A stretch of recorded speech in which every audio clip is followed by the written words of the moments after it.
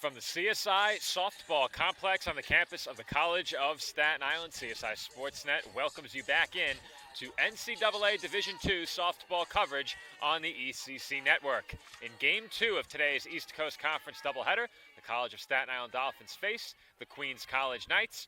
First pitch of the game from Alexandra Frenza is in for a called strike to Ali Parascandola. Dolphins getting a all-important Game 1 victory, Joe. 4-2 the final on that one. Kennedy Ruth once again going the distance for the Dolphins. Her third complete game in as many days as the Dolphins now get their fourth conference win of the season and put pressure on the Knights here in Game 2. Well, if Game 1 was not a must-win for Queens, Game 2 certainly is. As for the Dolphins, they pick up what for them is a huge conference win. And we said it, Nick, if the Dolphins can take 3 of the 4 games they play this weekend, those 2 matchups with Mercy next week become so important because in all likelihood, the Dolphins can at least get even with the Mavericks in the standings behind 2 wins on Tuesday.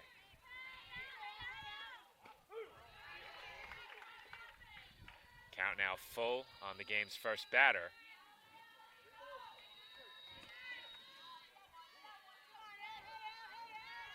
Give it 3-2 to Parascandola is fouled back, and we're having some issues with our public address microphone at the moment. Do you have at least a public address announcer for the Game 2? At least have one this time. 3-2. Popped up and foul ground. Warner has it for the game's first out. One down the inning. Frenza gets that first out on the pop-up into foul territory at third. Bring up Emma Zumpel. Get you the full lineup for Queens in just a moment. Waiting for our live stats to populate as that misses outside for ball 1.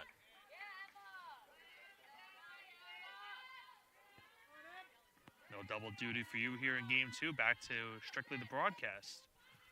Makes my job a lot easier. 1-0's up and away.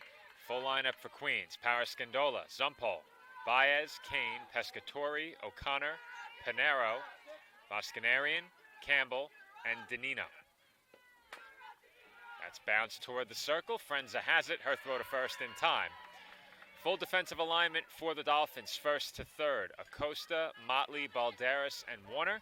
In the outfield, left to right. Acosta, Carcano, and Stalker. Canoth behind the plate, and Alexandra Frenza in the circle. Same defensive alignment for CSI here in Game 2, of course, except for the new pitcher, and the circle being Alexandra Frenza. Get you her numbers in just a moment as that misses up and in for ball 1.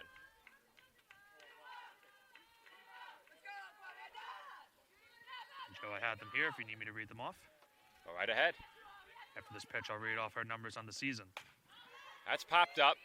Once Again on the infield. Fair territory this time, and Balderas makes the catch at short to retire the side. Those numbers have to wait as we are through the first half inning of play at the CSI Softball Complex. No score between the Dolphins and the Knights. Hobra, a taco joint, Staten Island, where we're proud to have shared our family-first spirit with people from throughout New York City and the world. With indoor dining available both at the bar and on the floor. Or step outside for additional seating and an outdoor bar. Serving beer that's crisp, ice cold, and worthy of a day at the beach. Cocktails that explode with flavor.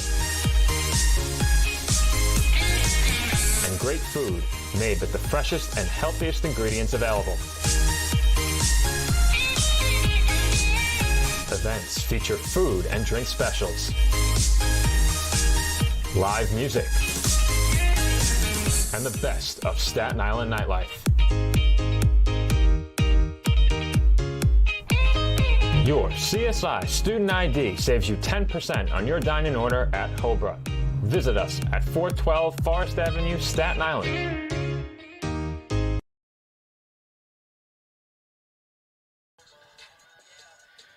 We are back from the College of Staten Island where the Dolphins come to the plate for the first time in Game 2.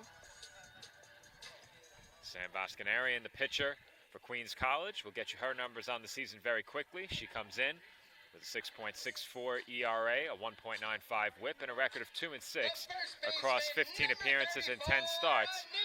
She's pitched 3 complete games, has a save. In 59 innings, she's allowed 98 hits, 70 runs, 56 of those earned. She's walked 17 and struck out 15. Opposing batters hitting .351 against her. I'm not sure which player was Joe in the dugout, but after Joe Calabrese made the introduction for the player, you could clearly hear the "Let's go" for the batter Acosta here. Not sure who that was, but just give a shout out. Now, was that for the batter or for the PA announcer? For the batter. Okay. That pitch misses outside. 1-1 on Anissa Acosta. Full Dolphins lineup: Acosta, Carcano, Stalker, Balderas, Wanzer, Warner, Canoth, Motley, Acosta. 1-1, hit in the air, foul ground, and out of play. Same lineup for the Dolphins that we saw in game 1. If it ain't broke, don't fix it. That being said, the Dolphins only had 6 hits in the early game. Both teams got very good pitching. Kaylee Campbell came in relief in that game after an early 2-0 deficit. Did a great job. Heads up. Coach Sugar had to take evasive action there. But he was at least keep telling her, just keep swinging like that.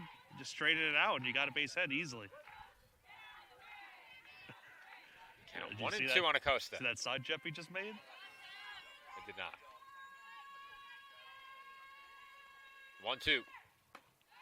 Outside, 2-2. With the win in game 1, the Dolphins are now within 1 game of 500. Yes. They're 16-17 now in the year, so a win today in the second game will put them at an even record. 4-9 in conference play as Acosta takes just off the outside corner, 3-2. Didn't look like it missed by much on that one. Nice off-speed pitch, but as you mentioned, just on the outside, and just like that, Joe, it's a full count. Comes the 3-2. And Acosta pops it up. Left field. She got more of that than I thought. Yeah.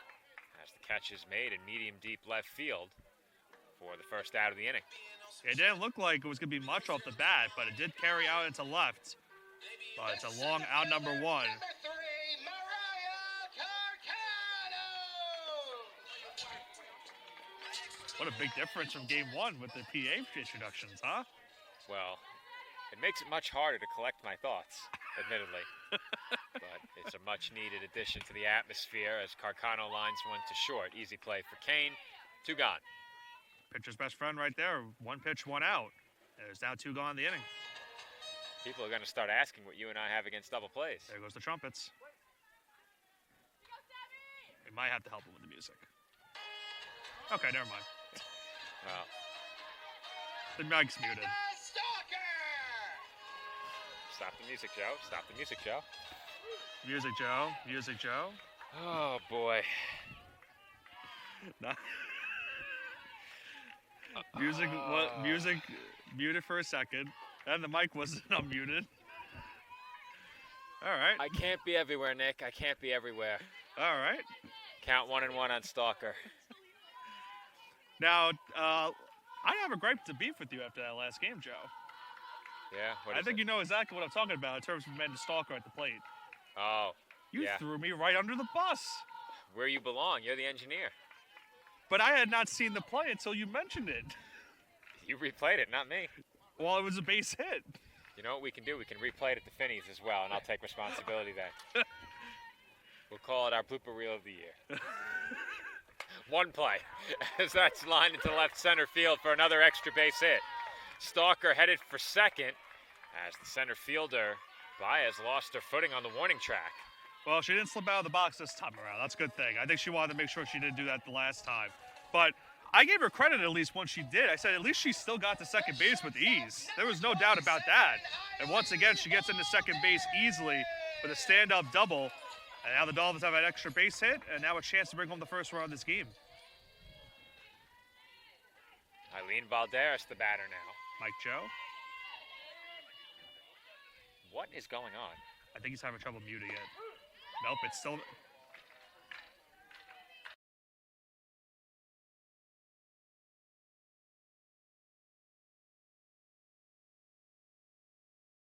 Use the off switch, man. We're back now. That's outside, 1-1 on Balderas. It's tough to mute it from the bottom button, I'll say that. You shouldn't mute it from the bottom. Yeah. Never use the button on the bottom. I'll tell you this, I was always using the bottom button. Really? I never had a problem You're with just it, though. that skilled. That's fouled away by Balderas. It's going to stay in play. And the catch is made in foul ground along the first baseline by Paris Scandola. Dolphins strand Stalker in scoring position following the 2-out double. We head to the second with no score. The Kettle Black on Staten Island, a top 5 wing joint in America by Food and Wine magazine. Serving daily lunch and dinner at the bar or on the floor. Perfect for family and group parties with top shelf drink and delicious food. From great times with good friends. Live sports and watch parties. To Staten Island's hottest nightlife. The Kettle Black features live music and DJs weekly. The Kettle Black features daily and nightly food and drink specials. The best Staten Island has to offer is at the Kettle Black. We'll see you there at the Kettle Black, located on 415 Forest Avenue, Staten Island.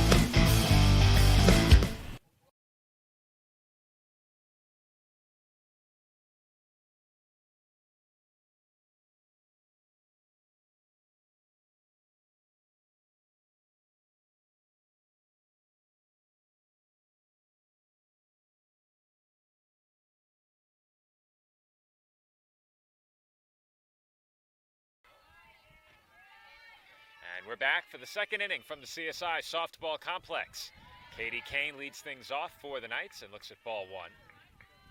Kane had, of course, show how that scare in game 1 was hit on a pitch where she swung halfway. Did go on base after that after a walk. As she shows bunt. That's bunted down the line, and why did Warner field that ball? I'm not sure why she did. That would have gone foul. I think she got taken by surprise initially because she was right up on the ball quickly, Right fielder, number but 9, Caroline Pescatori. she did not have to field that ball, Nick. You're Yeah. absolutely right. That was headed foul. That's taken for a strike. And now I can afford Pescatori here to bunt and move the runner into scoring position. It's a very similar situation to what we saw in game 1. The bottom third of the order looming. This is the number 5 hitter. As that's bunted to Warner, she has plenty of time, and Pescatori's out at first. One away. Good heads-up play by Warner over at third. Made a quick decision to go to first base in time. Pescatori did the job as well with the sacrifice, moving Kane over to second base. Catcher, number 8, And now Riley O'Connor comes up.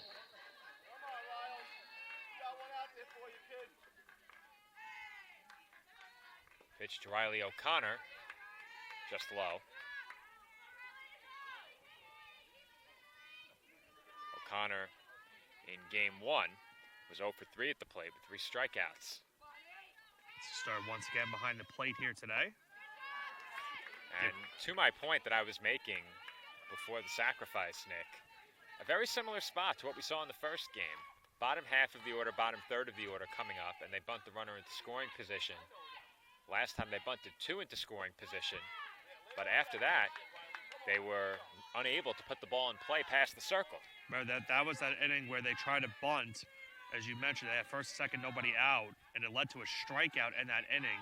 And they would not get a run in that inning as well. Ruth did a good job of getting out of the damage. But it's a 4-pitch walk right there for Frenza. And it's first and second, still 1 out. Well, very quickly, while we have a brief break in the action, we'll get you Alexandra Frenza's numbers. She comes in with a 4.95 ERA and a whip of 1.72. She has a 3-5 record across 13 appearances and 6 starts. She has 3 complete games, including a shutout.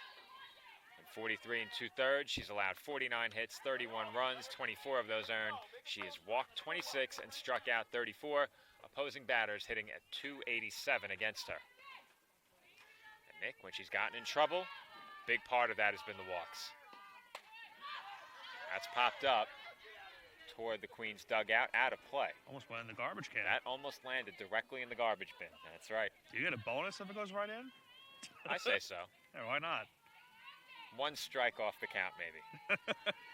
Make it count go back to 1-0. That would be impressive. It's 1-1, and that's taken high. Mia Pinero, the batter here. In game 1, Pinero was 0 for 3. Pinero, of course, also had some great defensive plays at second base. Sure did. She takes low now, 3-1. Frenza having some command issues now, in danger of walking the bases loaded. And can't afford that here in the spot. You mentioned it with the bottom half of the order up right now for Queens. 3-1. Hit the other way, down the line, foul territory, and it lands just a couple of feet away from Stalker. Now leads to a full count. Another full count here. And you get the sense early in this game, it's a early pivotal pitch for these two teams. Count full now, 3 balls and 2 strikes on Pinero. And she hits one in the air, out towards shallow left center. Carcano comes in to make the catch, and there are 2 away in the inning. Yeah, not deep enough to move any of the base runners to extra base. So, big out right there for Friends. They get the second one of the inning. And just 1 out away from escaping this trouble.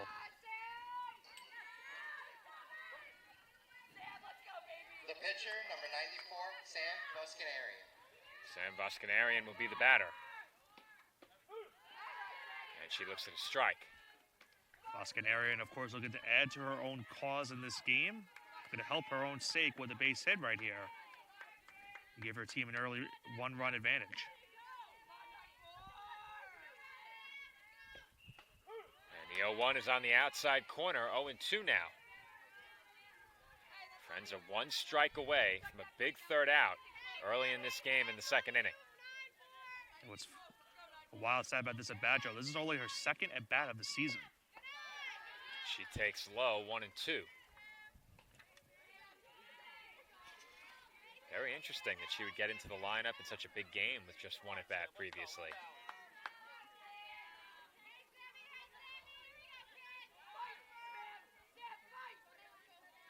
1-2, swung on and missed for strike 3. The Buscanarian goes down swinging, and Frenza strands a pair of Knights in the road second inning. We head to the bottom half of inning number 2. No score between Staten Island and Queens. No, I'm right. The podcast that uncovers the origin stories of some of the biggest names in sports, media, and entertainment. Nick Durst here along with Joe Calabrese. Here we are, 200 episodes later, about 150 episodes with guests, our friends, soon to be your friends. Well, it's pretty clear, Joe, that it's all about You Know I'm Right, the podcast. That's my You Know I'm Right moment. Wanted to do a podcast, and everyone was like, what are you, crazy? Who's going to listen? You're not going to get guests. Well, guess what? I'm the best when it comes to getting guests. You could vouch for that. I am so happy that you asked me to do this. I couldn't have been more thrilled. And follow us on socials, check us out. I promise you, if you want to work in media, whether you work in media now, whether you want to quit your job and work in media, come to us, and I promise you, we will get you on the right foot. That's what it's all about, uncovering the origin stories of some of the biggest names in sports, media, and entertainment. Keep it locked on You Know I'm Right.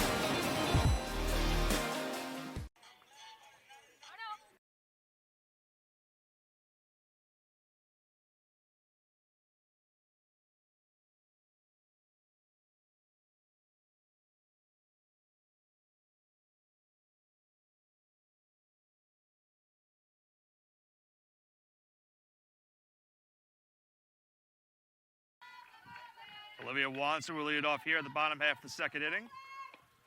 She takes the first pitch ball below the knees. Count goes to 1-0. It'll be 5, 6, and 7 up for the Dolphins here in the bottom half of the second.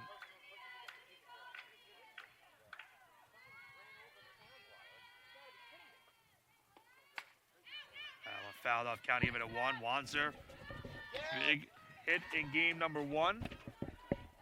2-run single into left field. He got the Dolphins scoring started in that game. And Joe, for the first time today, she'll look to make a big impact in game 2. You said it, Nick. That hit she had in the first inning last game to put the Dolphins ahead was a big one, and it put CSI ahead for good in that game. Dolphins added 2 more runs later, needed both of them as the Knights got halfway back, but ultimately fell in game 1 4-2. And Wanzer looks at a called strike there, 2-2.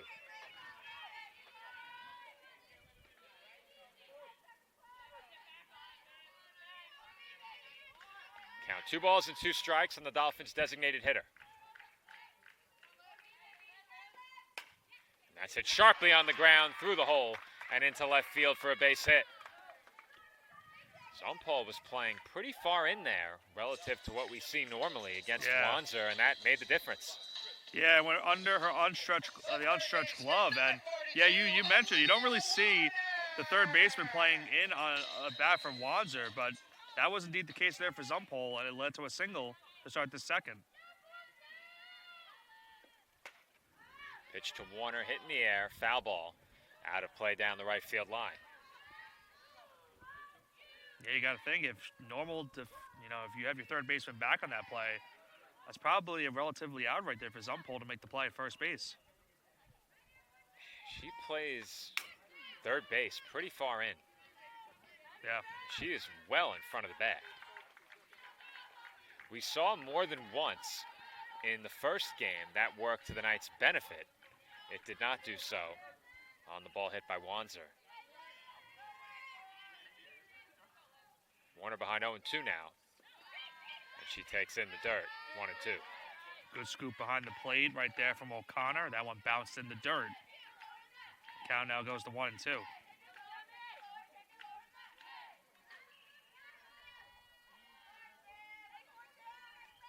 Comes the 1-2 pitch.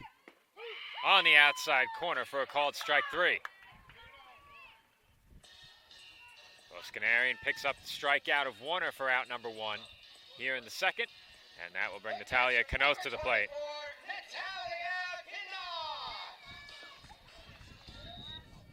I wasn't the only one that did it today. Speaking of Canoth. That's hit in the air to short and caught in shallow left field for out number 2. I wasn't the only one. Well, the PA announcer can't announce the batters over my shoulder. Yeah. Or maybe he can. Or maybe he will. Now, does that make mic frequency or something happen? He's too far from the receiver. He's got to move over. Yeah. So that's outside. 0-1. Does he still need a roster? Yeah. I don't see. So we had 4 rosters. We're down to 2. And when I made my way over to write the lineups, I had the roster. Then when I started making my introductions, the roster was gone. I don't know where it went in the time that I wrote down the lineup, and it did that after. I don't see any stray paper under the bleachers or to our right. Yeah, I'm not sure what happened to it. I can't tell you where it went. But I know we had 4, and we're down to 2. I know. We also started the day with 1 music sound wire, and now we have 0. Yeah. So, bad day. As that's chopped to short. Played nicely on the short hop by Kane, and she throws out Bridget Motley to retire the side. Dolphins strand 1 in the second. We head to the third with no score.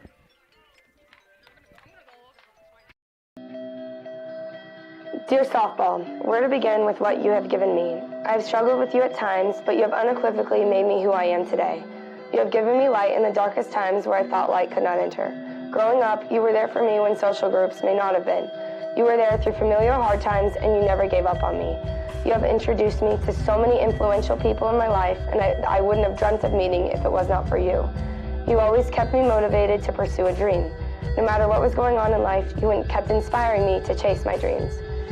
And you have taught me many life lessons of overcoming, perseverance, and what it truly means to dedicate yourself to your craft. You have taught me that success is not guaranteed or promised, and that it is earned every second of every day. Softball, you have guided me, pushed me to be my best, and inspired me. You kept me going when I thought I had no more to give. At times, you were my last hope.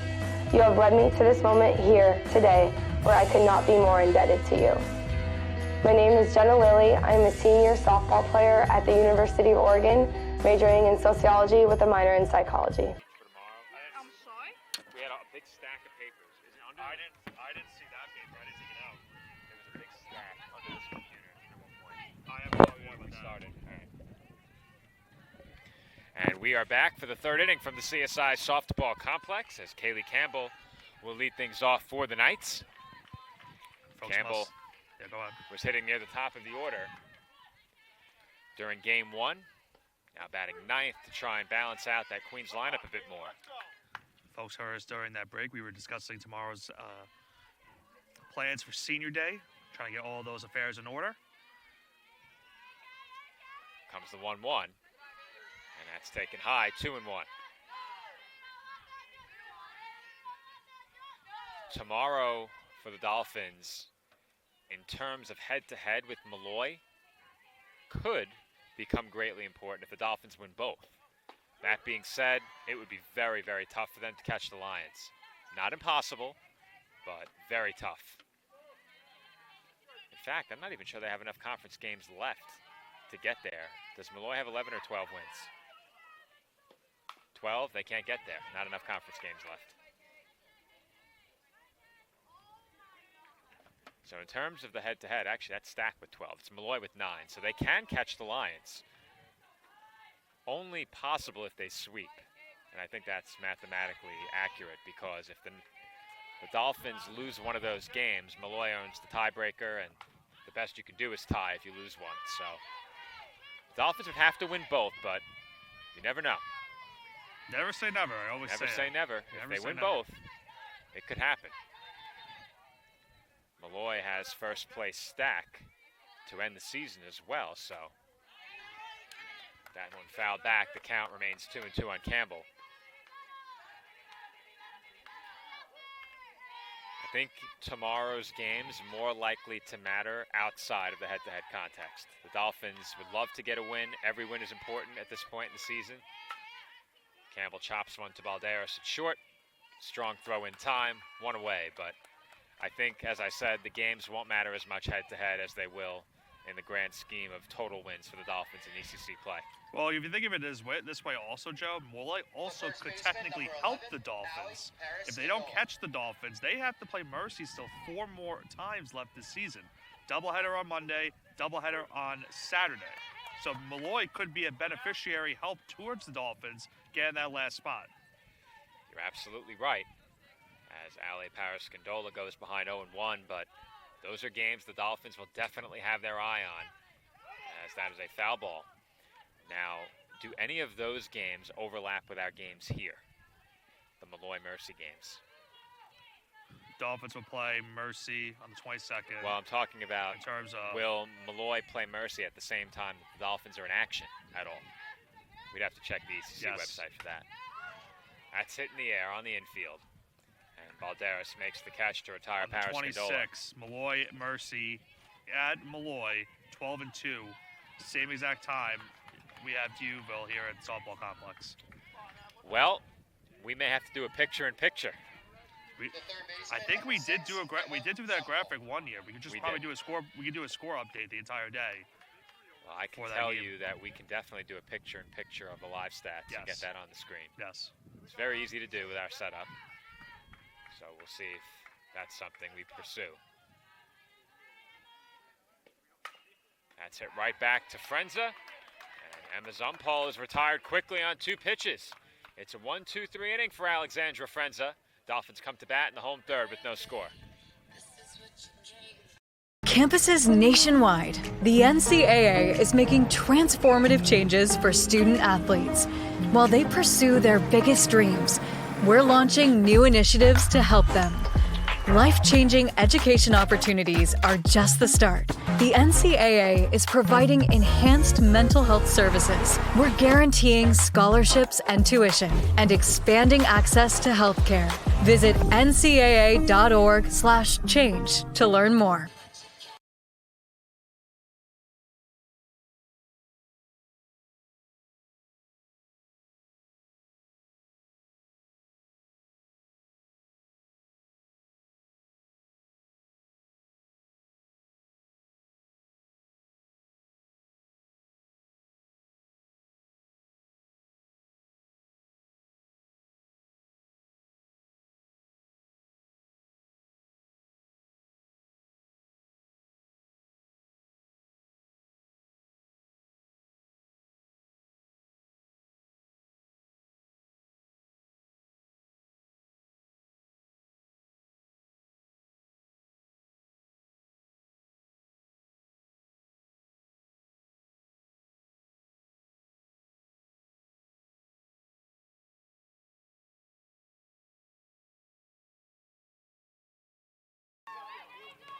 First pitch strike here in the bottom half of the third inning towards Alyssa Acosta. The count goes to 0-1.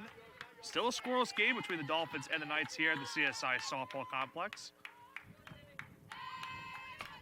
As Acosta hits that one to left field. That one is a foul ball. At the very last second, it was called foul.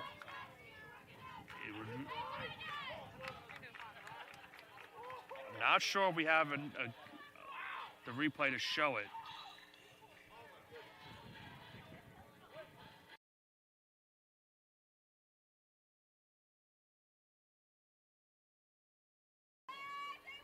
Oh, 2 down to Acosta. That one in the dirt. The count goes to 1-2. 9-1-2 up for the Dolphins here in the inning. Acosta, followed by Acosta, and then Carcano. Count on Alyssa 1-2 here.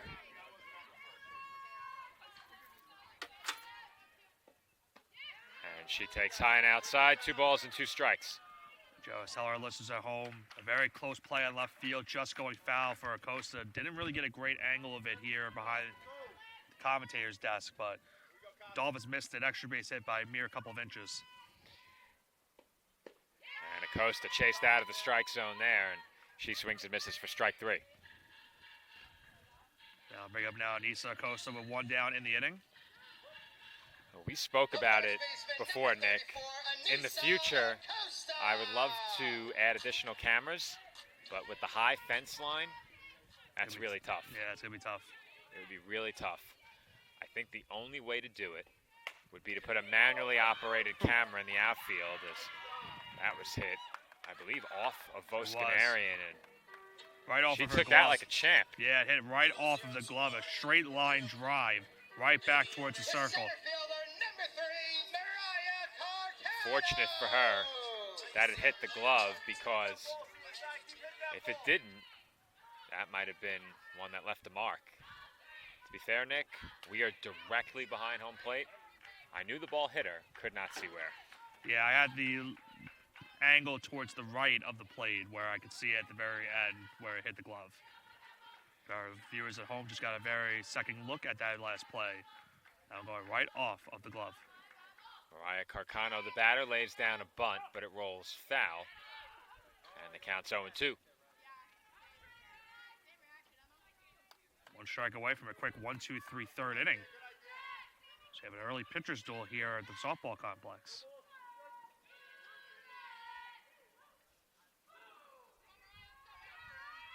Go 2. Just outside.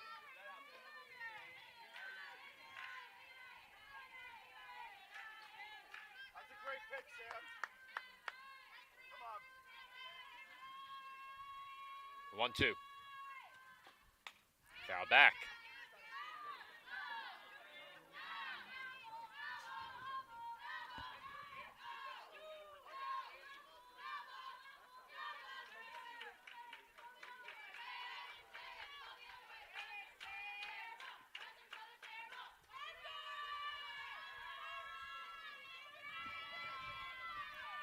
The 1-2. Up high, 2-2. Carcano trying to work a lengthy at bat here. Fouled off a couple pitches. Now is the count even at 2. Dolphins hope to keep the inning going after a pair of fairly quick outs. Combined anyway, Acosta saw a few pitches, but after that, Anissa Acosta was retired quickly. Carcano's now run at full, 3-2. Amanda Stalker would be next. The payoff pitch.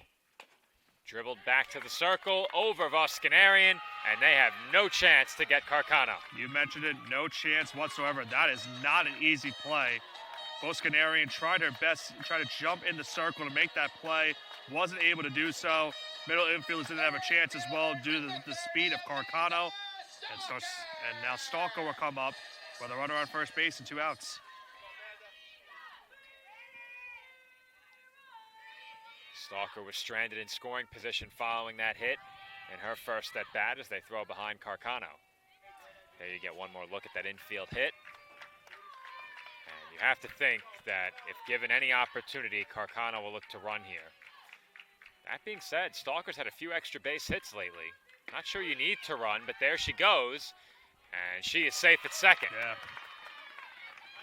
Nice slide right there by Carcano. Got in just in the nick of time. And now the Dolphins will have a chance with a base hit to get that first run of this game up on the board. Count 1-1 on Stalker. And she looks at ball 2. And you mentioned Stalker last time had that double, drilled it into left center field. Good approach to the plate these last couple of games and for most of the season as well. Love to deliver an RBI hit in the spot. 2-1. Outside for ball 3. Eileen Balderas would be next. Stalker ahead here, 3-1. Pitch on its way. And that's on the outside corner, 3-2. Another full count. And once again, another huge pitch early in this game for both sides. Full count, 2 outs, runner on second, and a scoreless ball game. Another 3-2 count and another payoff pitch. Misses high, ball 4. Good at bat by Stalker, able to draw the walk right there. And now give Eileen Balderas a chance to break home that runner from second base. Shortstop number 27, Eileen Balderas. Eileen Balderas, the batter. She's 0 for 1 in this game. During the early game, Balderas was 1 for 3 with an RBI.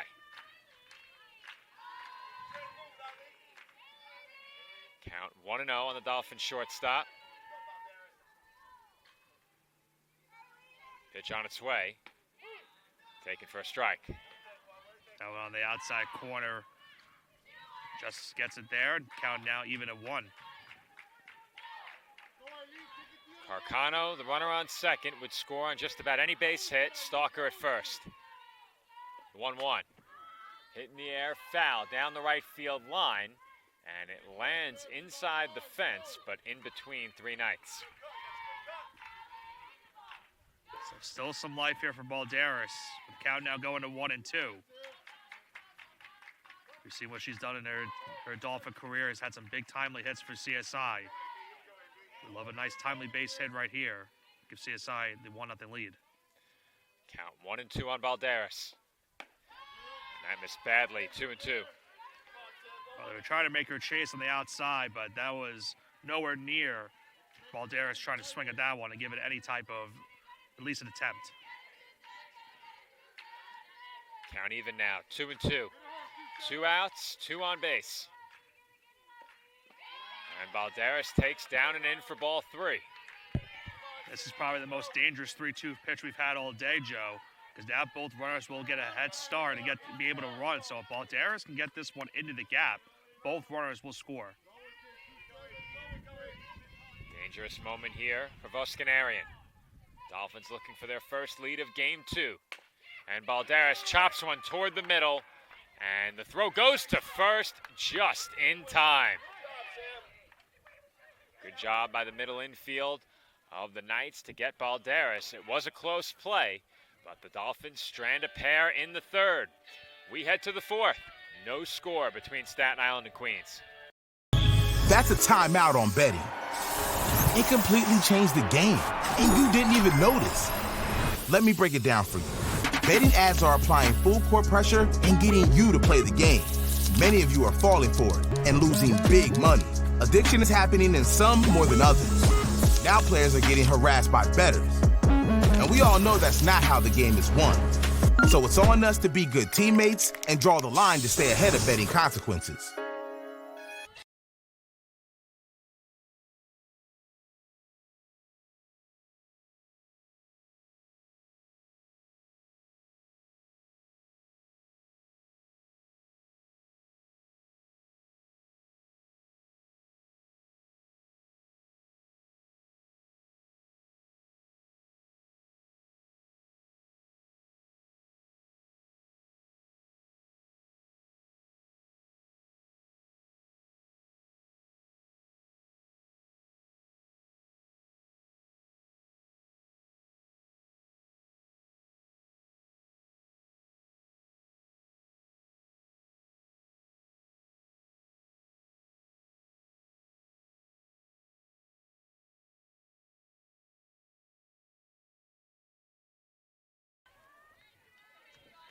Fourth inning from the College of Staten Island, but we have no score between CSI and Queens. First pitch of the inning in for a called strike to Amanda Baez. Baez 0 for 1 at the plate in game 2. Was 0 for 2 with a walk in game 1. And Baez takes away 1-1. So our pitcher's duel in game 1 between these two teams. And we have the early stages of another pitcher's duel going here in game 2. Count even at 1. And that's ripped into the glove of Balderas at shortstop. That one was on a rope. Baez drilled that one, but right towards Balderas. And it's allowed out number 1. The shortstop, number 4, Katie. That will bring up Katie Kane. Kane was 1 for 2 with a walk in game 1. 1 for 1 here in game 2. She has the only Knights base hit. And she takes strike 1. Kane, of course, had that first base game 1 as well. As you mentioned, has the lone hit here in game 2. Most of the Queens lineup moving up one spot in the order here in game 2 to accommodate Kaylee Campbell in the 9-hole. Comes the 1-1. That's taken outside, 2-1.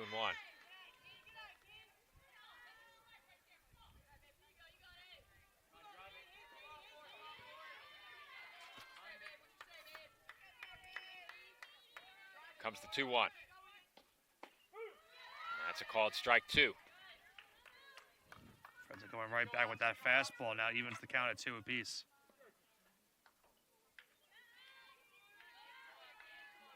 The 2-2.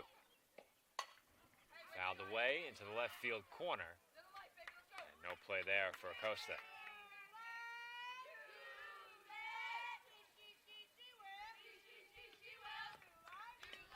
Count remains 2-2 on Kane. Behind her, Pescatori and O'Connor if it gets that far. Another 2-2. Off-speed pitch up and away, full count.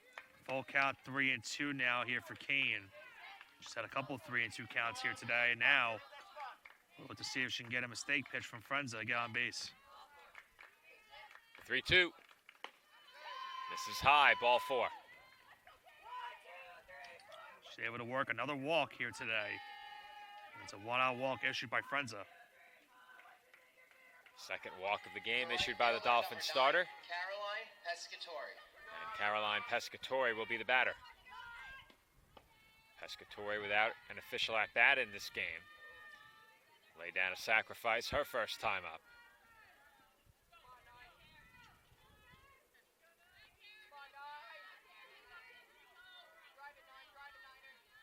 The 1-0. Up high.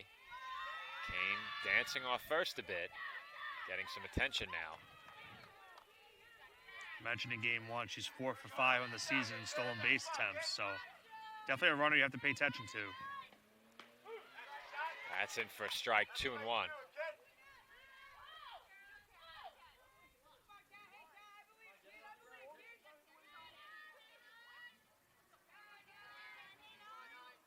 The 2-1. Outside, ball 3. Now 3-1 count. Frenza's now in danger of walking back-to-back base runners. Knights have had a bit of traffic in this game. Just the one hit. And Pescatori takes low for ball 4. Back-to-back walks issued by Frenza now. Now O'Connor comes up with first and second, still 1 out. The catcher, number 8, As Riley Dolphins will have a O'Connor. conference in the circle.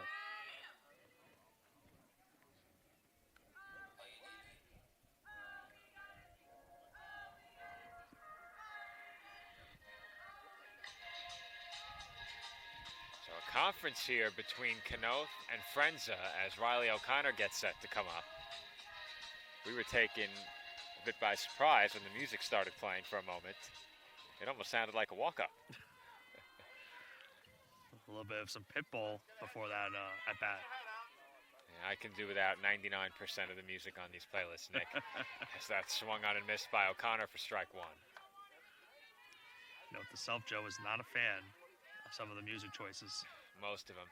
The Heroes Day playlist is by far the best. Yes. 0-1. This is high, 1-1. I was made a case to play that playlist whenever we have basketball games. We have those media Oh, timeouts. they will get on you fast for that. Really? Oh, yeah. Just for playing the Heroes Day? They're going to want their playlist. Well, for media timeouts? Probably. Definitely for warm-ups. That's a Warm-ups? given. No, warm-ups I play their music. Yeah. That's fine. I'm talking about during game media. I appreciate it. I will not stop I think you. that's fine. Oh, I think it's fine, too. Yeah, I'm gonna That's get it an well odds out up. to the left. Acosta is there, and she makes the catch.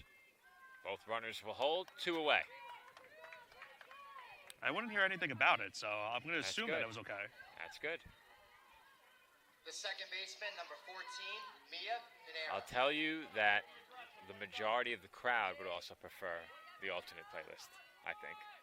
They were enjoying when I played the Heroes Day. Yeah, they would prefer that one, is what I'm saying. Oh yeah, yes.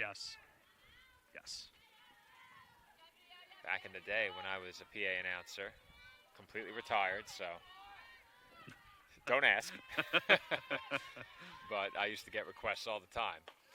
As that pitch is taken high for ball 2 by Mia Pinero. I'm trying to remember the last time I had the PA for softball. Back before I did game 1. I don't remember the last time I did it. 2 words, never again. The 2-0. Inside for ball 3. I think I did a baseball game last year. I don't remember though. I haven't done many. Yeah, it's been a little bit of time since I've done it. Just the way we like it here on Sportsnet. The 3-0. Right down the middle, 3-1. Well, friends that can't afford a walk here, Joe, would load the bases with still 2 gone in the inning.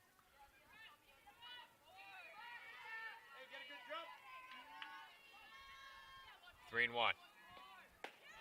Up high, ball 4. That's her 3rd walk issued in this inning as well.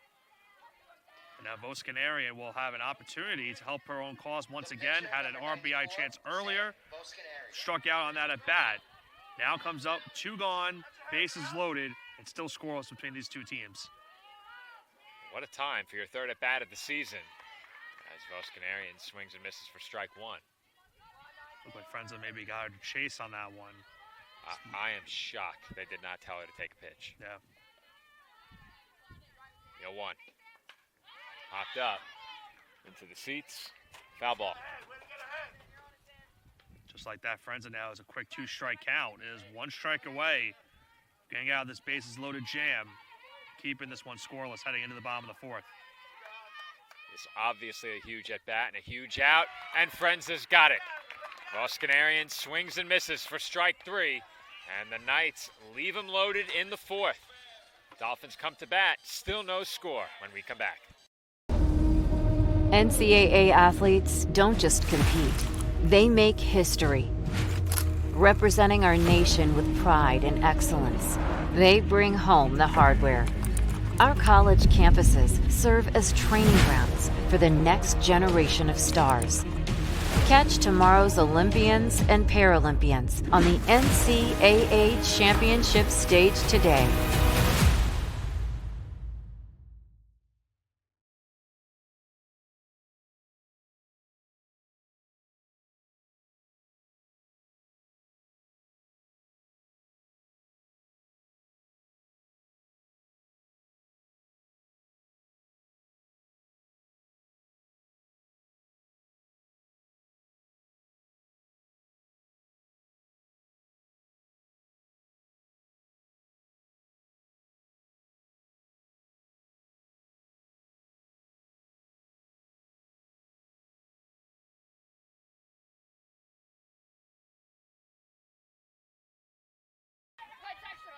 Home 4th inning from the CSI softball complex begins with Olivia Wanzer at the plate. And Wanzer looks at ball 1. Oh, Joe, we've already spoken about how busy of a day it's going to be tomorrow for us here on Sportsnet. Senior day here at softball. Baseball playing a doubleheader as well at the baseball complex. You've already mentioned in game 1 you're going to be making a trip towards Long Island after the games here at softball. But of course, our New York Knicks play in the postseason tomorrow. So a lot for us to watch tomorrow here, not only at CSI, but afterwards, once we're done. I better have my second screen ready as that's fouled straight back, and count on Wanzer runs to 2-1, but the Knicks and WrestleMania both have the exact same start time. Yeah, it's kind of rough. Because of that, I'm not going to the Knicks game tomorrow. Of course, I have my season tickets. We got rid of those nice and early. Comes the 2-1 to Wanzer, and that's in the dirt for ball 3. The Rangers did me no favors. Yeah, let's not talk about the Rangers, man. What a rough year for them. Brutal. At least Sam Rosen got the first star last night. All right, yesterday was the last game. Yeah. Did they at least get him a win? They won 4-0. Okay. Wanzer draws the walk. They won in that fashion. I said, where was this all season? Did the Lightning want to win? Did they try to win? I think they're locked into their playoff spot already. Probably. Dolphins will have a pinch runner coming up in just a couple moments as well. You want to take a crack at the name, Nick? Well, I want to hear Joe say it first before I do it. Deanna Du Bois is pinch running. All eyes on Joe. He's giving me the thumbs up, and he gave me the thumbs up. I don't think he knows. I don't think he knows. He's Pinch running for the Dolphins, number 76, Deanna Du Bois. Well, he got it half right. Olivia Warner, the batter. Du Bois, the pinch runner. First pitch in for a strike to Warner, 0-1.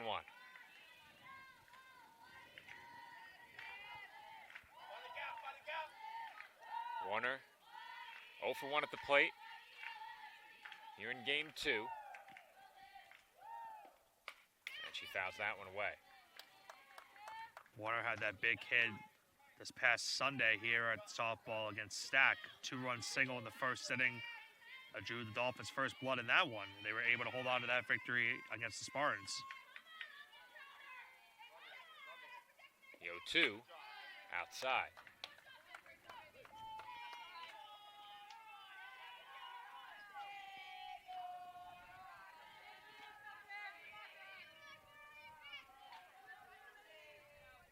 One and 2 on Warner. She takes high. First pitch missed on the outside. That last one misses inside. Vos Canaria now has a 2-2 count after having an early 0-2. Here comes the 2-2. And Warner hits one well out to right field. And this time Pescatore is there. One away. Looks like she just missed it, Joe, on that one. Maybe got it off at the end of the bat. That one was drilled out into right field, but just missed it. And allowed out number 1 here.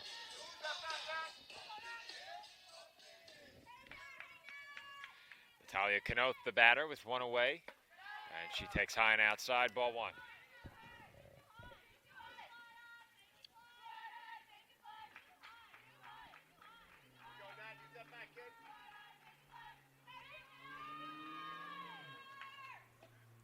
And the 1-0 is in the dirt. 2 balls and no strikes.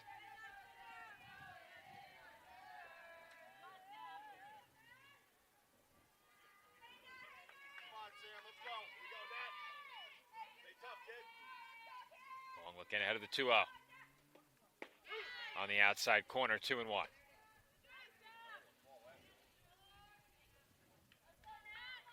Kanoth 0 for 1 at the plate here in game 2.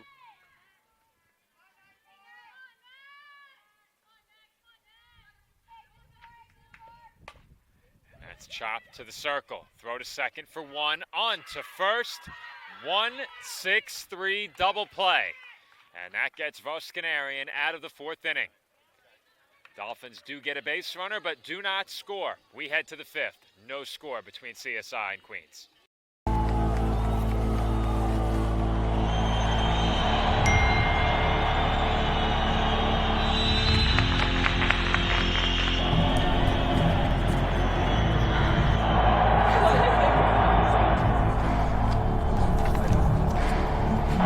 If you want to win in every arena of college life, go D2. Make it yours.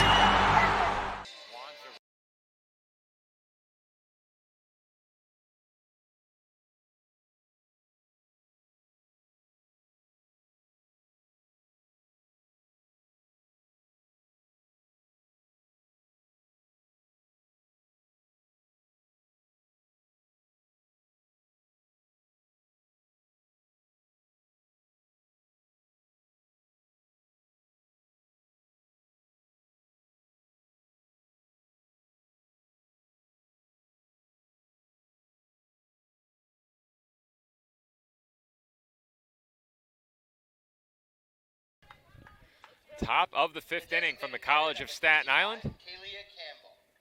As Kaylee Campbell will be the batter.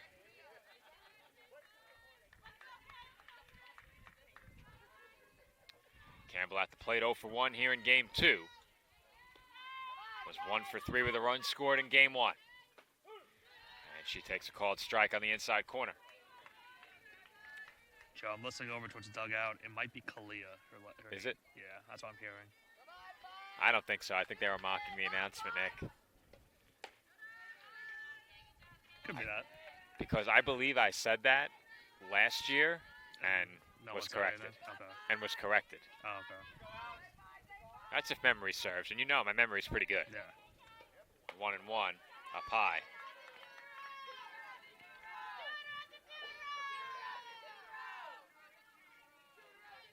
Campbell was batting in the 2nd spot in game 1.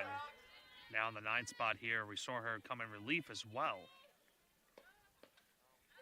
She takes inside for ball 3. Frenza still has given up just the 1 hit. But the command has been the one area where things have been lacking in this game. There's ball 4. Her 5th. And you got to wonder, Joe, how much longer do you think about keeping Frenza in this game after giving that 5th walk up? I think you have to look at it in terms of your options behind her. You have Marina Grenier, who pitched against Uville on Wednesday. Yeah. As that's a bunt. Warner thought about second, goes to first. They throw behind the runner, and Campbell is tagged out. Campbell took the big turn. Motley saw it and threw on to second to get Campbell. Well, that's a very unconventional way of getting a double play, but the Dolphins will get it. We'll get the official scoring of that one. I believe 5-3, and I'm going to say 6. I think it was 5-4, no? Motley's here at the bat. That's 4. So yeah. 5-4-6. 5-4-6. And originally, Wow. Nick, I thought Warner had her. She decided to play it safe and go to first. Yeah. Campbell took a huge turn, and that's the third baseman in Motley right there, throwing behind the runner. And the reason she went the way she did at second is because no one was initially covering the bag at third base. At the very tail end, Kanoth is going to go towards third and cover the bag. But Campbell got caught off guard. That's a costly double play right there for the Knights. And that's all set up by Kanoth charging down that line and getting to third as Warner makes the catch on that ball in foul ground. And Mazumpole retired to end the inning. The attempted sacrifice by Paris Gondola turns into a double play, and the Dolphins get through the 5th rather quickly. We head to the home half of inning number 5. No score between CSI and Queens. In NCAA Division II, student athletes leave a lasting impression on their communities. That's because Division II student athletes want to make a difference and truly be part of their surrounding communities. Through community engagement, thousands of student athletes from various backgrounds interact with community members who view them as role models. This interaction leaves a positive and perhaps even life-changing impression on all those involved. In Division II, we rise to the opportunity and make community engagement ours.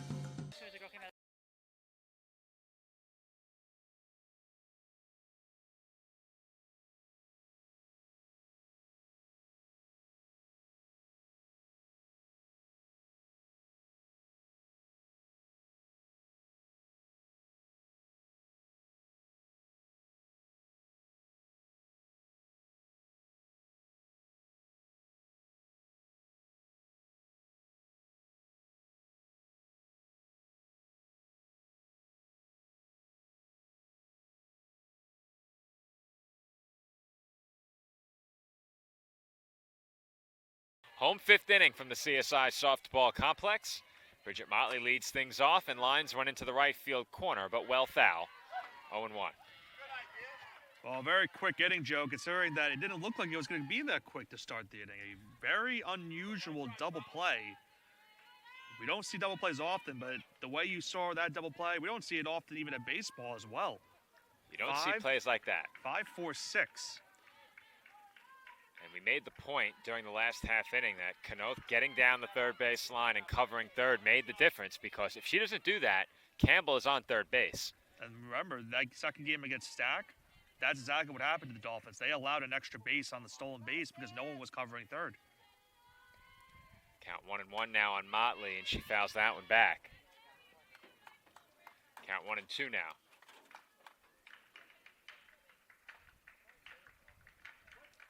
Motley 0 for 1 at the plate here in game 2.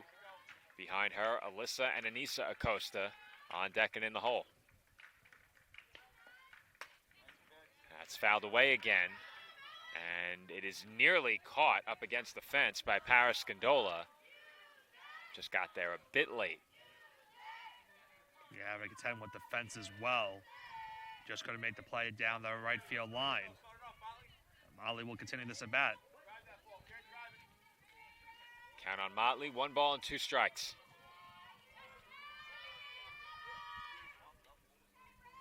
And that's it on the ground, foul. Wide of first base and down the line.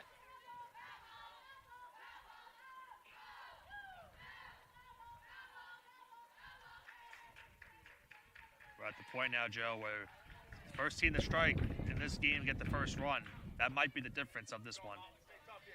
If this game ends up going to the 7th scoreless, I think the home team has a huge advantage.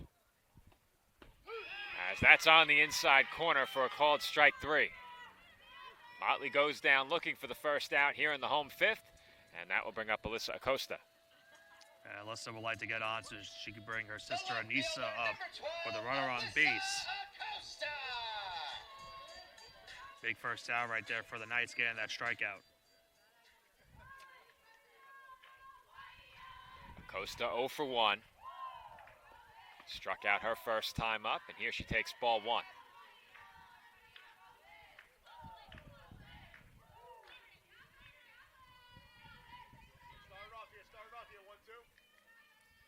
Comes the 1-0. On the outside corner, 1-1.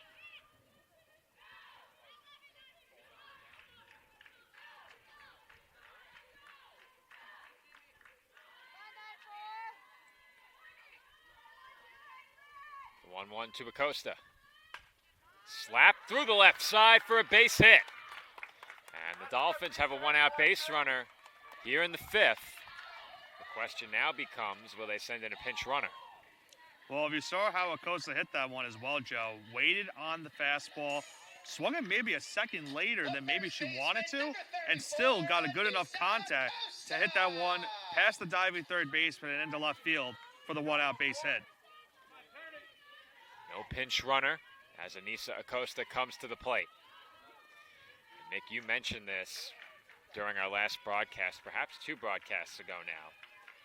But the one statistic for Anissa Acosta that has really stood out, she hasn't hit a home run yet this year. Softball fans are hoping that maybe you're talking into existence. Dolphin fans are. Dolphin fans, yeah. As that's taken high and outside. That being said, she's having the best offensive year of her career. Yes. Hitting over 400. Certainly in line for Player of the Year candidacy with the year she's had.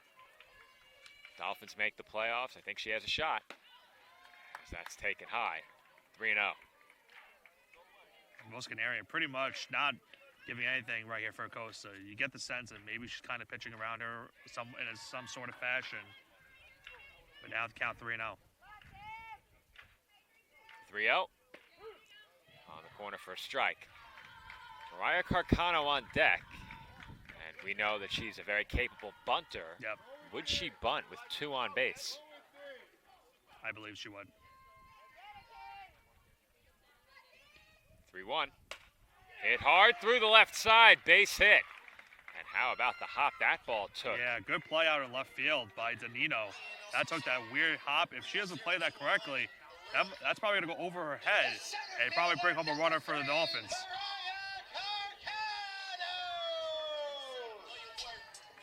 Going back to that point you made, Joe, I'm expecting a bunt right here in this situation for CSI. The Knights are expecting the same. The infield in all around. And she's swinging, and I like that decision, Nick. I don't think you bunt with two on.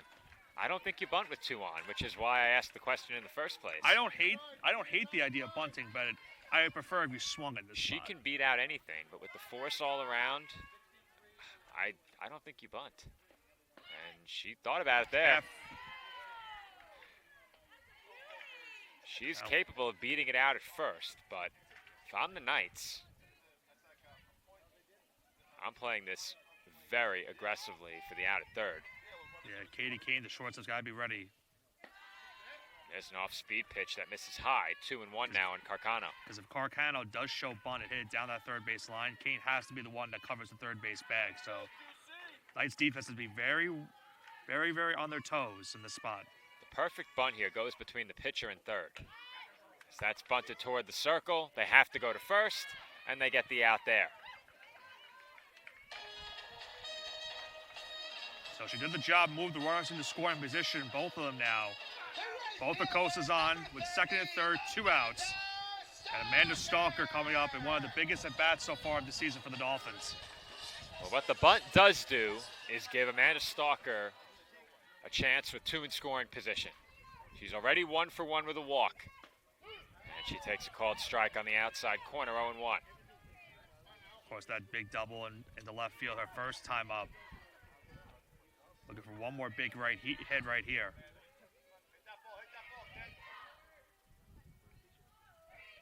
Comes the 0-1. Outside, 1 ball and 1 strike.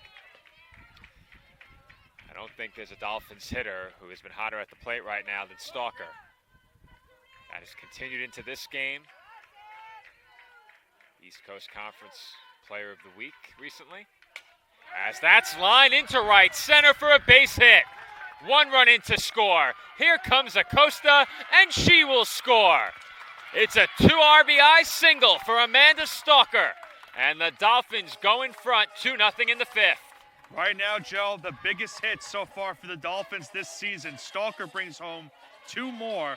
She's had a great day at the plate. 2-run single gives CSI a huge 2-0 lead here in the bottom of the 5th. A monster one for the Dolphins. Huge hit for Stalker and the Dolphins has put CSI in front 2-0. Eileen Balderas, the batter now. Still 2 outs in the inning. Stalker on first as you get one more look at that last swing. Well, Joe, what did her father say to us beforehand about her approach at the plate? She's been swinging a great bat all season long, and once again does it right there and delivers a huge hit for the Dolphins. Balderas hits one sharply on the ground to short. Kane goes the short way to second, and that will do it for the Dolphins in the 5th. But not before Amanda Stalker comes through with a big 2-out, 2 RBI single. The Dolphins take their first lead of Game 2 as they go in front of Queens 2-0. Hobra, a taco joint, Staten Island, where we're proud to have shared our family-first spirit with people from throughout New York City and the world. With indoor dining available both at the bar and on the floor. Or step outside for additional seating and an outdoor bar. Serving beer that's crisp, ice cold, and worthy of a day at the beach. Cocktails that explode with flavor. And great food made with the freshest and healthiest ingredients available. Events feature food and drink specials. Live music. And the best of Staten Island nightlife. Your CSI Student ID saves you 10% on your dine-in order at Hobra. Visit us at 412 Forest Avenue, Staten Island. Sixth inning from the College of Staten Island. Dolphins looking for 6 more big outs in this game to pick up a huge sweep. It would clinch Any potential tiebreaker with the Knights, though, with 2 Dolphin wins, the tiebreaker probably won't matter much as Olivia Warner found that line drive. How about that? She knocked it down with the glove hand and then pinned it to her body with the bare hand. Yeah, 1 away. You don't see that very often. I remember a play like that for myself when I had to make it when I was playing in Little League. And off the glove, had to catch it with her body and caught it with her hand. And they got the first out of the inning right there. Katie Kane will be the batter now. Kane 1 for 1. Some tough luck there for Amanda Baez on the line drive to Warner, as you'll see on the replay. But very quickly, 1 out in the inning. Pitcher's best friend again, 1 pitch, 1 out. Frenza has allowed just 1 hit in this game, and it will stay that way as Balderas makes the catch on the pop-up, and there are now 2 gone in the 6th. And retired on just 3 pitches, so a very good start to the inning for Frenza. This is what CSI needed. They would love Frenza to go the full distance to get them this victory. A great start to the 6th inning, and now 2 gone. The right fielder, number 9, Caroline Pescatori.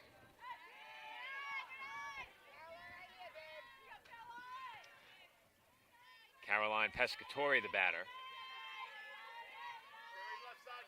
Pescatori, without an official at-bat, has drawn a walk in this game and laid down a sacrifice. And the 1-0's in the dirt, 2-0.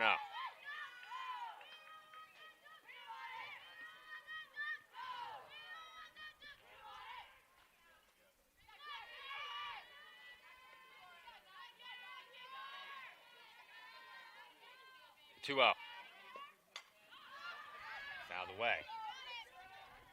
Bit surprised she swung there 2-0, trailing by 2.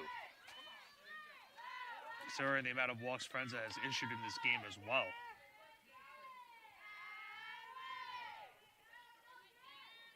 2-1, fouled away. Now she's 1 strike away from a 6th scoreless inning in this game, and would be her 3rd strikeout of the day. Well, that's a number for Frenza that has been greatly improved this season, the strikeout rate. It's still not exactly where you'd like it to be, but it's much better than it was last season. 34 and 43 is good. Last year it was big difference. Wow, Joe. We've seen her field her position phenomenally. Ball hit right back to her, and Frenza very quickly gets the glove down and makes the play to end the road 6th inning. Dolphins come to bat, leading by a pair. They look for some insurance when we come back.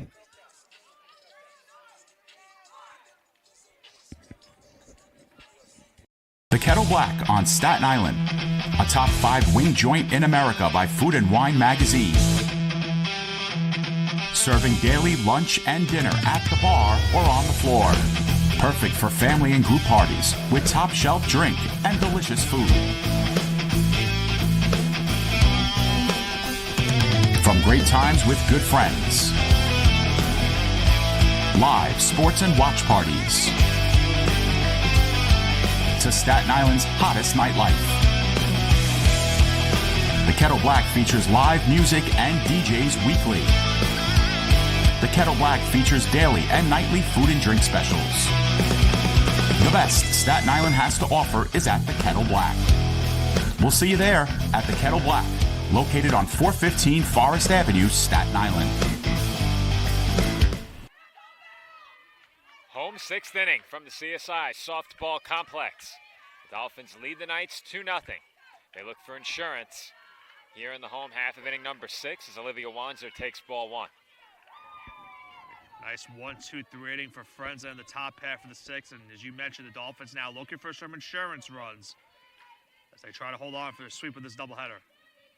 1-0 on its way, and that's hit well to center.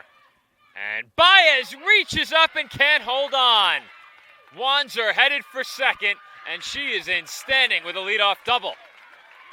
Wanzer drilled that one into center field, Joe. Not an easy play for Baez, having to go over the shoulder to try to make the catch.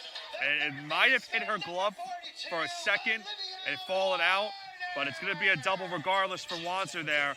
And now the Dolphins will have an early extra base runner, and they'll bring in a pinch runner in this spot as well. I believe they pinch ran They for did already, so Wanzer they might not. already, so I don't think they're going to here. Yeah, it was more of a conversation for Tracy Garofalo and Olivia Warner right here.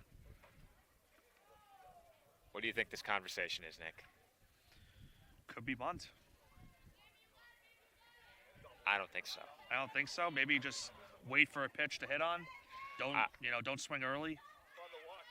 I think the goal, if you can, is put the ball in play to the right side, but see?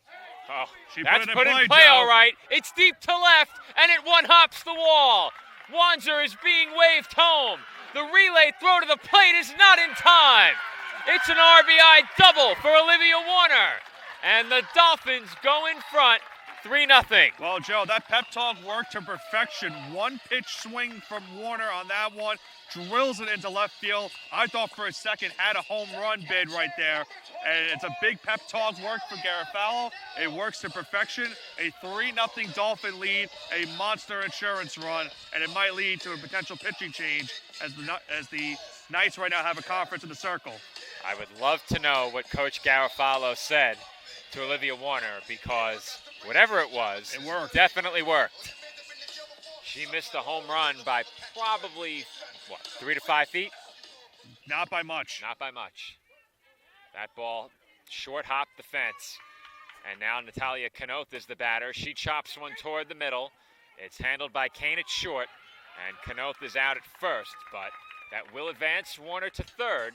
And now the Dolphins have a chance for another big insurance run with Bridget Motley coming And to the bat. goal for Motley in this spot, Joe, is simple. Get the ball into the outfield and bring home that runner from third. There's going to be a change at third base. I think Emma O'Neill is off the bench, and indeed it is O'Neill coming in to pinch run. So good move here by Tracy Garofalo to give herself the best chance to gain a 4-run lead.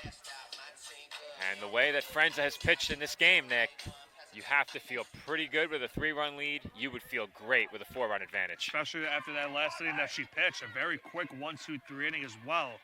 If you're the CSI, you've got a lot of confidence going right now, and you would love that extra insurance run here if Motley can get the ball into the outfield. Big spot here for Motley. 1 out, runner on third, and Motley fouls the first pitch back, 0-1. Dolphins showing no patience as well, Joe, these last couple of pitches. They have been swinging first pitch, and they've been getting good contact. And that one, Motley just missed for potentially getting that ball into the outfield and bringing home that 4th run. Motley behind 0-1. And that's fouled straight back. Motley in a 2-strike hole now. Had a couple of good rips at those first 2 pitches.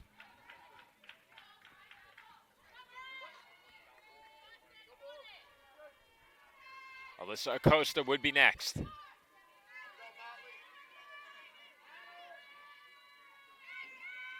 comes the 0-2 to Motley. Up and away, 1-2. Good job by Motley not to chase that one. That outside pitch misses, and now the count goes to 1-2. Dolphins now with 8 hits in this game. The Knights still with just 1. Here's the 1-2. Fouled off. That's up down that right field line.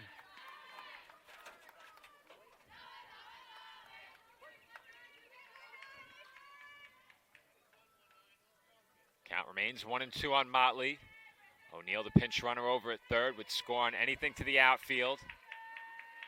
Knights infield is in, and Motley takes outside. And while the infield is in, Nick, they are not nearly as far in as I would expect in the middle. Yeah, middle infield is playing near normal depth. Corner infielders are ready to throw this one home if necessary. They've crept in a bit with the pitch, but not much, as Motley fouls off another. I think a run almost certainly scores on a ground ball to the middle infield unless it's hit very hard.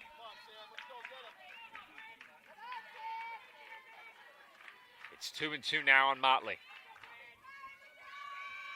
Pitch on its way.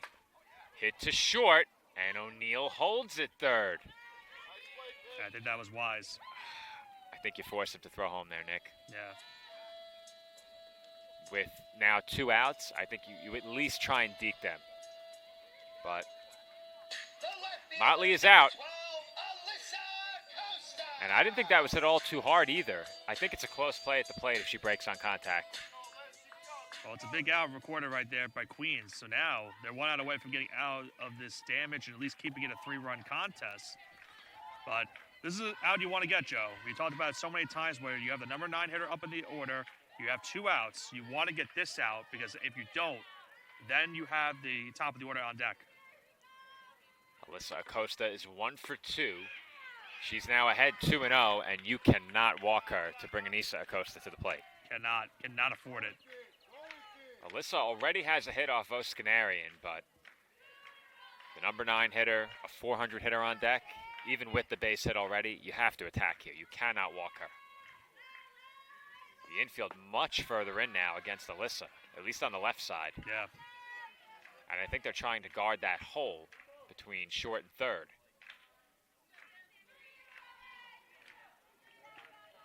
It's now 3-0. She might take 2 here, Nick. I would. What do I know? Grounded to third. Great play by Zumpole, and Acosta is out at first. Great Tracy scoop at first. Garofalo can't believe that she swung. She's beside herself, Nick. She hit it hard, but right to a glove. I think Tracy's wondering who gave her the green light. That will do it. We head to the 7th. Dolphins lead it 3-0.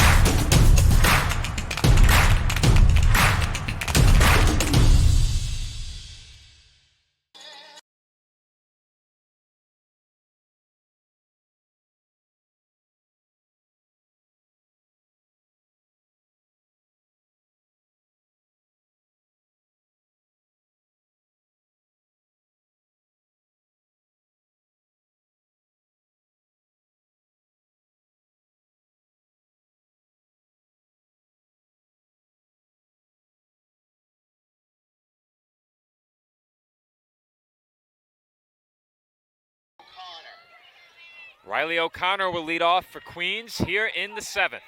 Dolphins lead it 3-0 and are 3 outs away from a huge doubleheader sweep in conference play. And Joe, I have a interesting stat that I want to bring up for Alexandra Friends who's coming into this game. Now, last year, almost to the date, on April 19th, Frenza came in relief in a game against Queens where the Dolphins were trailing early in that game 4-0. She went the full distance, 7 innings, 5 hits, no runs, 2 walks, 4 strikeouts. In line for a CGSO right now here in this 7th inning to try to get the Dolphins a doubleheader sweep. That is a very unusual stat that you had there, Nick. And to come in relief and throw the complete game is very unusual. Now, do you get a complete game if you come on before an out is recorded and record every out? I think you have to. I think you have to. The question, I'll look at the stats from that year. It was last season, so let's see in terms of complete games how many she had on the season and go by that. She had 1. O'Connor here. I think that was the game against Chestnut Hill. So you don't get one. You don't get it.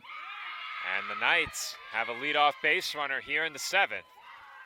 Riley O'Connor with a base hit up the middle puts the leadoff batter on for Queens, and that will bring up Mia Pinero. That's just their 2nd hit of the game right there. They've gotten on base via the walk, but 2nd time today they've gotten a base hit. O'Connor gets an early base runner for the Knights.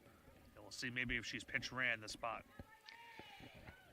Well, we spoke about it previously as well in other games, but it's not a point of discussion yet, I don't think. With one more base runner, I think it becomes one. Do you think about bringing Kennedy Ruth in if the Knights bring the tying run to the plate? Friends is allowed just 2 hits. I think the only way you take her out is if a run comes in. If they bring the tying run to the plate, Nick, maybe one more batter. Yeah. But if Campbell comes to the plate with 2 on base, I think I might make the switch. The second baseman, number 14, Mia Pinheiro. Brianna Call was the pinch runner at first base as well. Pinch runner is Brianna Call, who got in as a pinch hitter during game 1. Call struck out with a couple on base in that game. Frenza gets ahead of Pinheiro here, 0-1, and misses outside, 1-1. Well, Joe, I talked about it, I believe, in game 1 of our doubleheader, about where Frenza was in the Dolphins' last game against D'Youville, that win against the Saints. Bases loaded in that spot. The Dolphins were only up by 2 runs, and she was able to get the final out of the game on a fly ball into right field to secure the victory for CSI. In a game that, you know, we talked about, they can't afford to get swept in the doubleheader this season. They almost came within inches away of getting swept in that doubleheader against D'Youville. Dolphins put together a rally in the 7th and got a huge 2-out hit from Eileen Balderas in that rally to pick up a couple of insurance runs, and those made a big difference.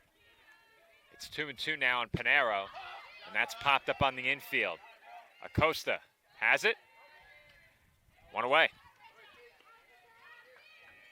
Well, we've already seen one double play, although be it was unusual. Very. CSI would love to get another one right here, the traditional way at least, and end this ball game. Sam Voskanarian. Sam Voskanarian, the batter now, and she's 0 for 2 with a couple of strikeouts. That's taken high for ball 1, and I think you take a strike here. Yeah, and, you know, and she's had a couple of spots in this game where she's had runners in scoring position, but has not been able to get a base hit. You mentioned it, the 2 strikeouts already. And she does look at a strike, 1-1. Yeah, I think if you had the option, you probably pinch hit because she's only had 4 at-bats this year. Yeah. 3 at-bats prior to this one. This is number 4. She's ahead here 2-1, and obviously, if your friend's a walk is not an option. Especially leading by 3. She can't beat you with 1 swing. Comes the 2-1. And that's on the inside corner, 2-2. Voskanarian thought that was a little bit inside, had to move out of the way, but got the strike call, that being Frenza, and now it's 2-2. That's a big call. That goes the Dolphins' way. It's 2-2 now. And there's a swing and a miss for strike 3. Frenza once again gets her down via the punch-out, and the Dolphins now are 1 out away from the victory. 3rd strikeout of the game for Frenza comes at a very good time. And keep in mind, Joe, all 3 strikeouts coming against the same player. That's a good point as well. Kaylee Campbell, the batter, looks at strike 1. Campbell is 0 for 1 with a walk. And if Campbell can get on, then Danino is on deck and will represent the tying run. 0-1, up high, 1-1. The goal now for Queens, obviously, Joe, is keep this inning going and get back to your top of the lineup to give yourselves a chance. That would be what the Knights are looking for as Campbell takes up and in. But that being said, Nick, I was about to make the point. The top 3rd of the Queens order are combined 0 for 9 in this game. So the Knights would love to give them a chance. The Dolphins have gotten the better of that matchup thus far. And it's now 3-1. Frenza in danger of walking her sixth batter of this game and bringing the tying run to the plate. Campbell ahead 3-1. Tying run in the on-deck circle. That's chopped foul. Well, how fitting, Joe. We got a full count with 2 outs. The runner will go as the Dolphins try to get this victory. Dolphins looking to close out a doubleheader sweep. The 3-2. Popped up, foul, and up and over the seats.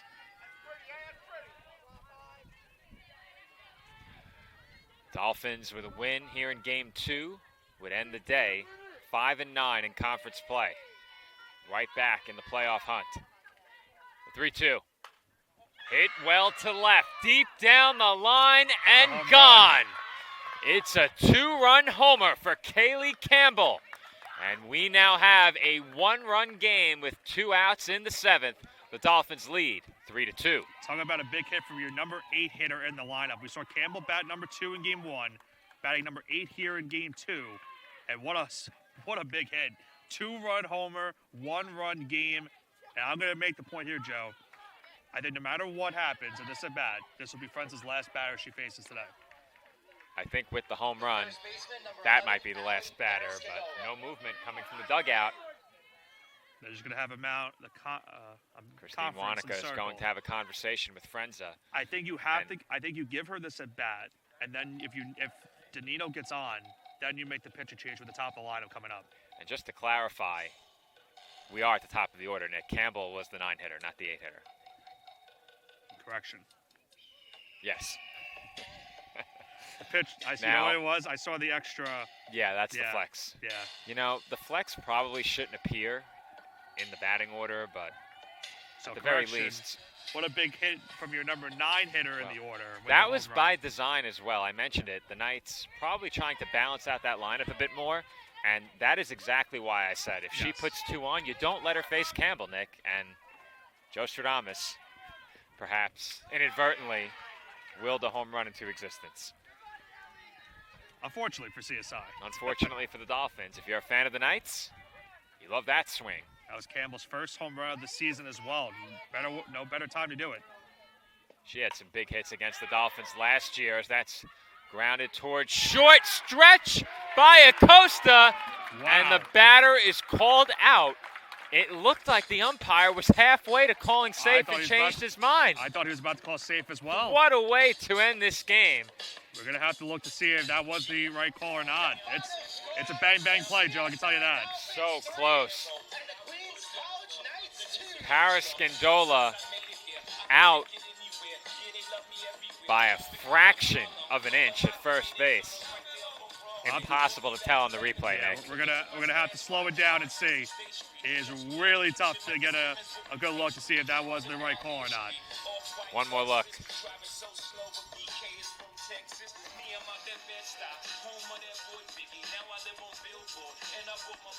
Is the ball in the glove there? Can't tell. So close. But the Dolphins will take it. They win game 2 by 1. Our final score, Staten Island 3 and Queens 2. For the Dolphins, a huge doubleheader sweep that sets up a very interesting final week of the season. Looking back at it, that was a 50-50 call. The ball was in the glove the exact time that the runner's foot hit the base. So that call could have gone either way. What got me is the umpire looked to be halfway to calling safe. Yes. And then made the 180 and called it an out. However, huge wins for the Dolphins here today. Very huge for CSI. They move to 5-9 in conference play. I think for the Knights, that very nearly eliminates them from playoff contention mathematically. I think they'd have to win every game and get a lot of help. But either way, for the Dolphins, a very successful day on their home turf. Senior Day is tomorrow. Be here at the CSI Softball Complex a bit early. 4 seniors will be recognized during a pregame ceremony. Sabrina Caffel comes back after departing the program last season. Mariah Carcano, Alexis Miramontes, Anissa Acosta will all be recognized tomorrow as well. First pitch scheduled for noon. Get here no later than 11:45 to catch all of our Senior Day ceremony. Until then, this has been Joe Foreman alongside Nicholas Pavona. Our final score here in Game 2, the Dolphins 3 and the Knights 2. Malloy takes on CSI back here tomorrow. Nick is over at the baseball complex where the Dolphins will host St. Thomas Aquinas College.